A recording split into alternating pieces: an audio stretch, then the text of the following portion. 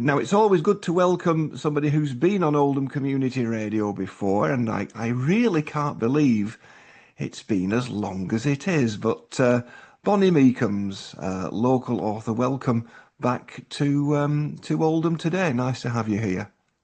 Thank you. It's lovely to be here. Thanks for having me. And my colleague Mike is also at home.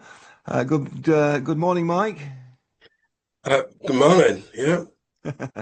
Now, this is very surreal because this is probably the first of many, many of these kind of interviews that we'll be doing while Oldham Community Radio is relocating premises. So we're all busy at home, and it's almost taking us back to, dare I say it, there was COVID times. And I think it was around that time, Bonnie, that you were last with us, wasn't it? I cannot remember the exact date, so if you can, that would be brilliant. Yes, No, I'd have to I look it up. sort of vague memories of wearing masks and so on. Anyway, I guess a lot of water under that bridge. And here you are now with the release of your, well, as it says here, fabulous new novel by Bonnie Meekums, published in June this year. And it's called Aggie's War.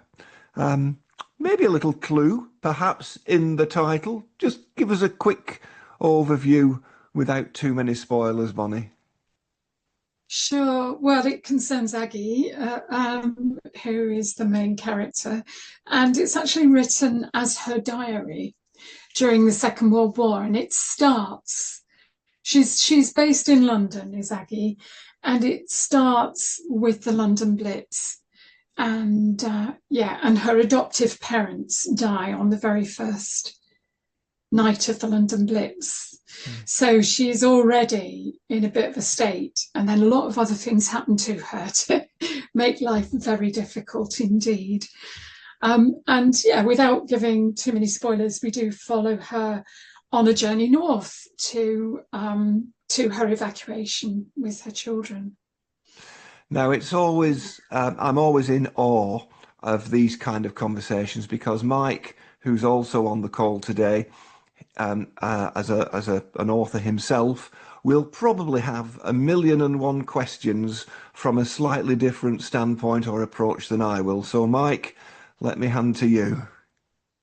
Well, not so much a million questions, but it seemed to me in reading the blurb on this that Aggie is like exposed to all sorts of new experiences and goes through quite a development from being a daughter at the beginning, loses her parents, exposed to pacifist ideas in the middle of a war that's been raging for a year or so now, and then comes across all sorts of different life experiences. And it seems to me that she goes from being a chrysalis to something of a butterfly in the book. Would that be fair enough? Yeah, that's a wonderful way of explaining it, actually, Mike. Yeah, I mean, she certainly does blossom. She starts off as somebody who's used to sort of hiding. Well, when she was a kid, she was like literally hiding behind her mum's skirts, is how I've imagined it. And then she gets married quite young, and she, as was common at the time, really, lets her husband make all the decisions. And suddenly she's faced with having to make decisions herself. He's called up very soon after the beginning of the novel as well. So she's left all alone. And that's one of the things that she's most scared of in life, is being left alone, because of stuff that happened to her as a child, which I'm not going to reveal. And she learns to stand alone, and she's a really good mum. She looks after her kids, and she even takes on somebody else's kids to look after. Again, I'm not going to say too much about that because it would be giving too much away. But yeah, she definitely learns not only to stand on her own 2 feet, but to earn her own living and to fight for what she feels is important in life, and to fight for justice for other people who are oppressed. It's got a lot of echoes in current day conflicts.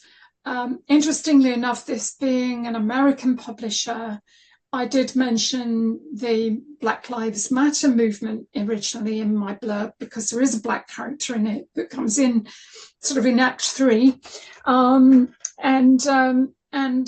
you know, he's not treated very well by he's a black GI, and he's not treated very well by his white GI counterparts, and she stands up for him as well as for herself as she gets tougher. But yeah, I was told to remove that reference to Black Lives Matter. But because this is so much about how we deal with war, how we do, you know, to what extent we can afford to be pacifists, and how we might stand up to, you know, or stand to be counted when we're concerned about other people's oppression. It's so relevant today. It is just so relevant. Also, I should mention that Aggie appears in the first novel in a completely different way. So this is kind of like a prequel to the first novel that I wrote, because it's set further longer ago. But yeah, she becomes quite a feisty character, but she starts off rather meek and mild. We love how I characters. wondered if it was the same character, because I noticed Aggie in the first novel, but didn't, and I thought, I wonder if that's the same character. But you answered that question. She is, yeah. Bonnie, you describe yourself as an escaped academic. Yeah. What do you mean by that? Oh God, how long have you got? I'm just thinking our listeners love to know the kind of character behind writers of these great pieces. Yeah, well, I used to be an academic, yeah, at one of the decent universities in the north of England. I won't say which one at the moment. But it was a very stressful lifestyle. And my writing and my reading were both very, very different then. So I never could afford the time to read a novel. It's awful to say that. For 13 years, I think I hardly read more than a few pages of fiction, because I always had an academic paper on the go or something else that I felt I ought to read.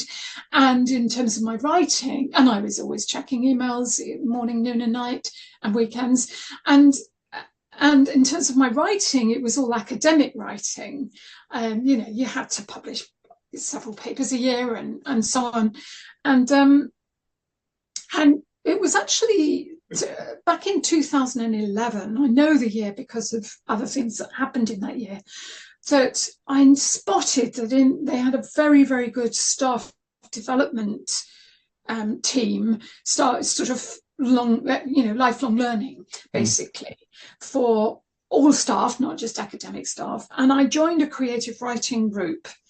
And really, that was when Aggie was born, back in 2011, in short stories that I was writing. And I just fell back in love with fiction, and really the rest is history. But yeah, so my reading and writing life now is a lot more fun. Hence the word escape. No, it's interesting, Bonnie, because we have, you know, over the last few weeks and months, we've had quite an eclectic mix of literary talent on Oldham Community Radio, particularly on a Wednesday. I'm sure it's Mr. Gill who's done this, loitering with intent there. His kind of influence has kind of made all these people flock to us rather like bees round honey and that kind of thing. But you've dipped your fingers into fiction, memoir, and occasionally poetry. I mean, is there one particular genre that you find more satisfying than others? Sorry, Mike, if I'm asking too many questions, and you can get another one in a second. I'm sure we can make this into a 20-minute interview. We can actually quite easily. I think we should do. Let's go for it. Well, I love my novels, but you know, because you really do immerse yourself over a very long period of time in those characters and so on. But actually, Um, I've developed a particular love for something called flash fiction, which is it's been described as the love child of the short story and poetry because it uses a lot of poetic devices in the writing, but it's incredibly short. So flash fiction is always under 1,000 words and quite often under 500 or even 300. And you know, there are some that are extremely short. And I've published quite a lot of those in literary journals. But the difference between that and my novels is I think my novels are much more accessible to general readership. I don't write in a literary style. I for the listeners, I just did double quotes with my fingers when I'm writing novels, because and this is also true for my non-fiction writing. I've written some professional books that I try to write in plain English when I'm writing those sorts of things, so that, you know, everyone can understand what I'm trying to say, and it's not kind of shrouded in some kind of mystique. So, but when I'm writing flash fiction, I actually love playing with those literary devices. I can be two people at once. Another part of your escape.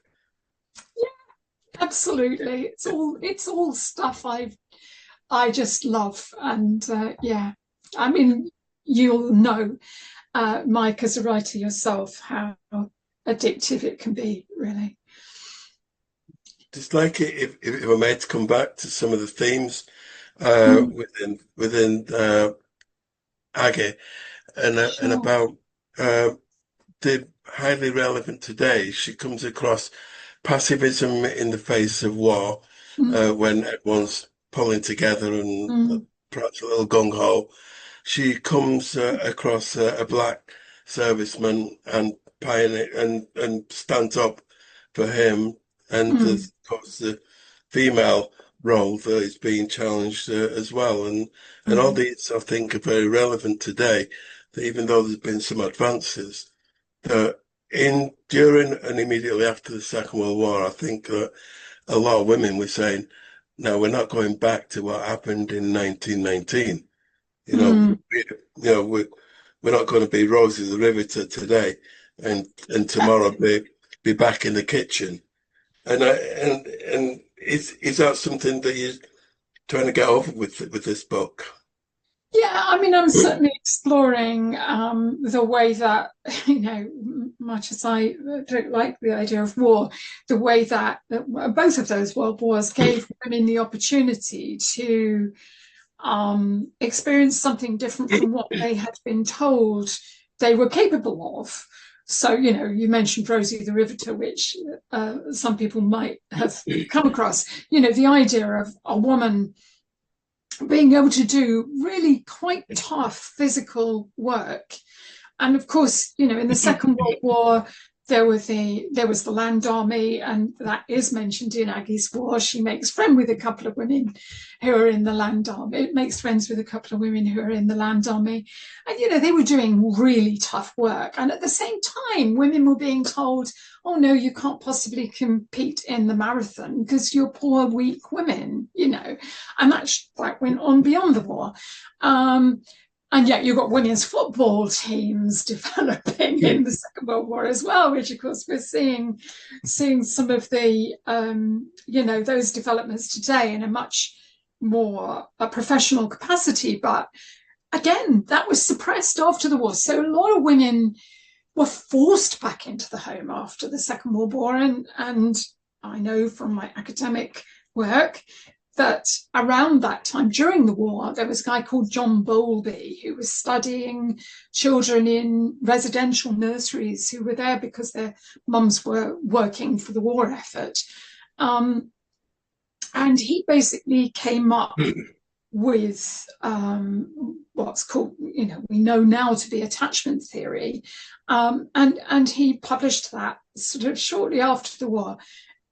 It was very much used by the government to get women back in the home, to guilt trip them for having left their kids, when in fact that's what they needed them to do during the war. So, we now know that, for anyone who's listening and is worried about all of that, we now know that it's the quality of the relationship that works and is important, not the amount of time you spend with a kid, actually. It's the quality of the relationship. So, to all mums out there who are working and their kids are in nursery, really don't worry. But yeah, that's as someone who's taught this stuff and written about it. But yeah, it's a really interesting point, because obviously this novel doesn't go beyond the war to show those challenges that women had when they came out of it, but certainly many were empowered by being allowed to work, sometimes for the first time ever. I've got to ask, of course, Bonnie, where can people, if you've whet their appetite, and I'm sure you have, as you always do, where can they obtain a copy of Aggie's War? Oh, sure. This is available on Amazon, where incidentally, it much to my surprise, it actually shot to #1 soon after I was just going to say that, yes. Released, as in a particular field, which is historical British fiction, I think. But yeah, so it's doing quite well.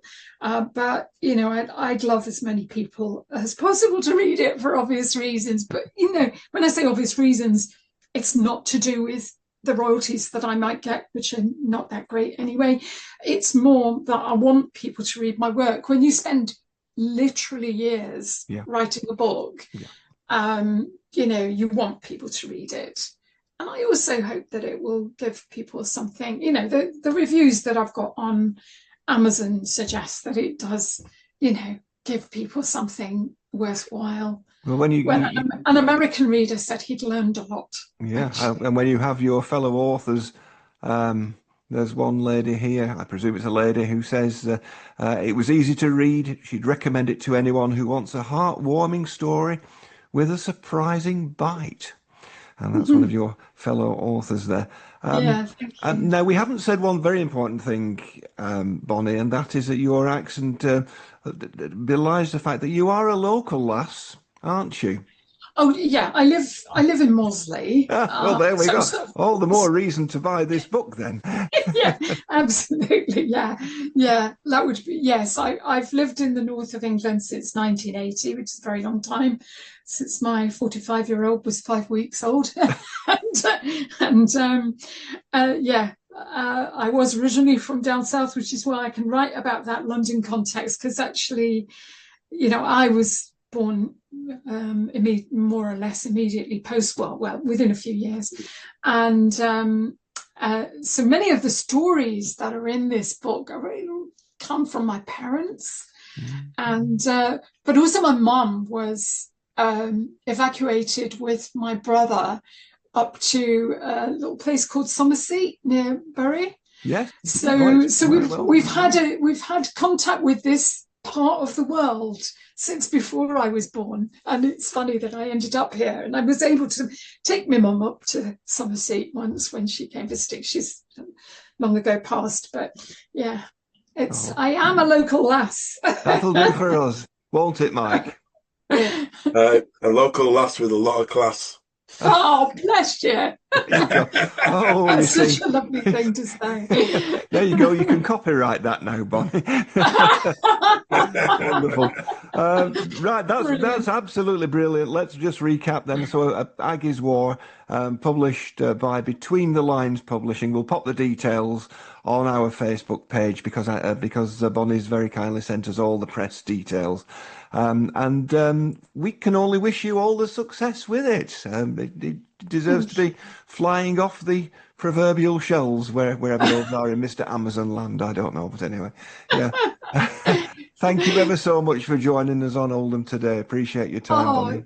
Thank you both, Ian and Mike. It's been a pleasure. Yes, Thank you so much.